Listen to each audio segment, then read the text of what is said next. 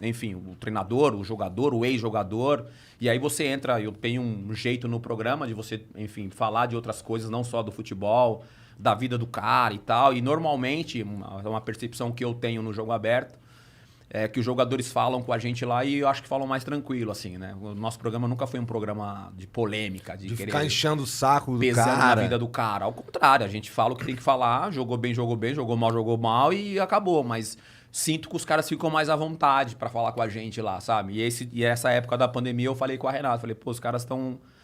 Apesar da gente estar vivendo todo esse momento que a gente estava vivendo ainda muito pior, estamos vivendo ainda, os caras estão ficando à vontade, os caras estão falando, os caras estão se abrindo.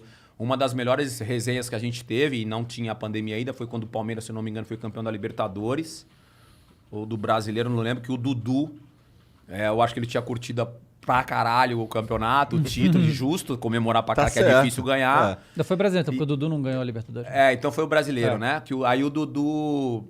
Ele tava mais pra lá do que pra cá, né? Eu acho que ele passou a noite comemorando e tal. E aí ele foi no programa e você via que o Dudu tava mais... Ele tava mais alegre, assim.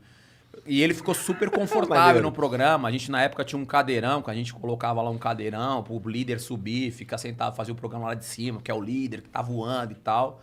Pô, o Dudu ficou lá, tirou uma onda. Então, assim, é um programa que meio que os boleiros gostam de participar, assim. Que bom, cara. E óbvio que, pô, a gente que trabalha com isso fica feliz pra caramba, porque eles são os protagonistas, na verdade, né?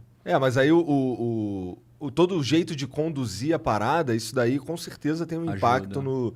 Porque assim, tem muita gente que eu vejo por aí que o cara fica fazendo manchete filha da puta, pega o que o cara falou ali e, sei lá, inverte. Então, não fazer isso deve ser o principal diferencial desses programas que são legais de assistir, né? Porque tem uns que porra, é foda. O nosso programa, assim, não é porque eu participo já há muitos anos lá, mas é um programa diferente dos outros programas de esporte, né? E não denegrir nos outros programas de esportes, porque eu assisto os outros programas de esportes e eu aprendo vendo os outros programas de esportes, porque alguns programas trabalham muito com as estatísticas, com os números e tal. E é importante você também ter isso, para você ter conteúdo, para poder falar num programa de 2 horas.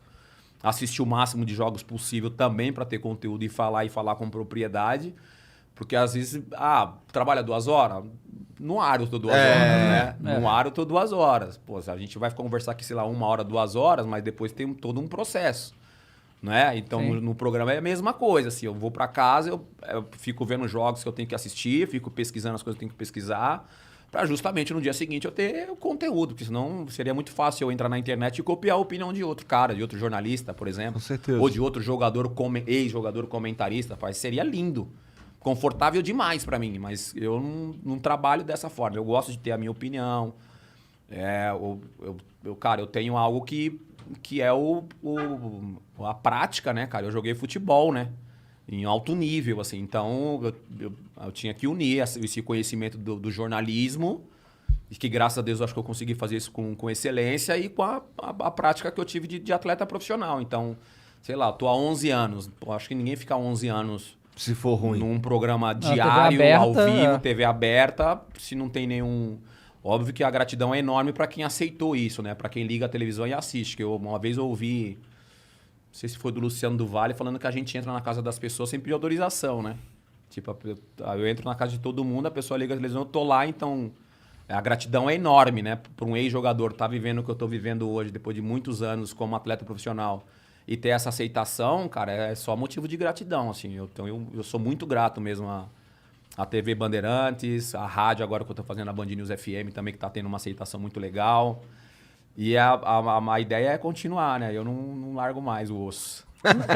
Como que foi? Assim, você falou que seu joelho não tava lá as coisas e tal, mas como é que foi pra chegar na Band, assim, convite e tal? O processo de ter parado de jogar bola foi um processo doloroso, né? Sempre imagina. Sempre quando o cara não tem a lesão, né? Não tem esse motivo para parar, já deve ser difícil. Eu tive um motivo para parar, que foi a minha lesão de cartilagem, um desgaste de cartilagem que eu tive em 2000. Eu tenho a mesma coisa, sabia? Eu tenho a mesma lesão. Então é terrível, assim. O meu genético, não sou. A minha patela não tá no lugar certo. Sim. Aí rompeu a cartilagem do cara, coisa terrível, ali. É terrível, assim. Eu, de verdade, eu não desejo Pra ninguém, assim. Eu sinto dor 24 horas. 24 horas eu sinto dor. Então, o pouco de exercício que eu faço hoje, além do que eu tava falando lá no início, que é dessa questão de cuidar da imagem, tá na TV e tal, e, enfim, um atleta sempre é atleta. Então, eu coloquei isso na minha cabeça e passei a me cuidar, porque eu engordei muito, depois eu emagreci muito.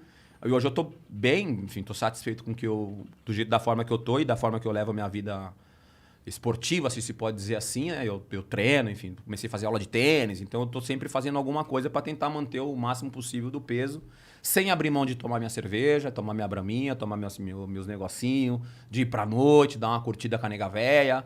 Eu não abro mão, né? Eu também não sou aquele cara, mano, eu não posso comer nada, tá ligado? Eu, tipo, como a cada 3 horas. Não, eu não sou assim, não. Eu vivo a minha vida. Eu tento só equilibrar pra não dar uma largada. Isso significa entendeu? Que... Pra não... Ah, vai se fuder. Quer dizer que tu treina... Não largar muito. Largar muito é foda. Tu treina e faz esporte pra poder beber a cervejinha, pra o equilíbrio, poder né, mano? É só equilibrar. É só equilibrar. Eu acho que, pô, é gostoso você comer um lanche também, mano. É da hora você comer um lanche. Pô, tem cara que não come lanche, ou sei lá. Nada contra, tá? Que não é nenhuma crítica, não. Pelo amor de Deus, né? Porque volta a falar, mano. Você é feliz? Sou. Então, mano, vida que segue. Só que, então, eu bebo, treino pra poder beber.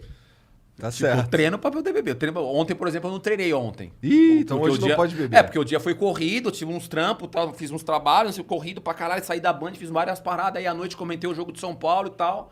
Pô, não consegui ir pra academia, minha cabeça tá um trevo, mano. Porque eu falei, porra, eu não queimei o que eu comi ontem, tá ligado? E agora? Aí hoje, por exemplo, de manhã eu só comi só um omeletezinho e tô aqui, mano, quase comi essa bandeja toda, dei uma segurada que eu tava comendo a bandeja toda. Então, pra não largar muito, que se largar, mano, pra voltar. Filha da puta. Não, mas é esse processo pra... Tô zoando. Esse processo pra você parar, pra eu parar de jogar futebol, que foi um processo doloroso por causa da minha lesão. Felizmente,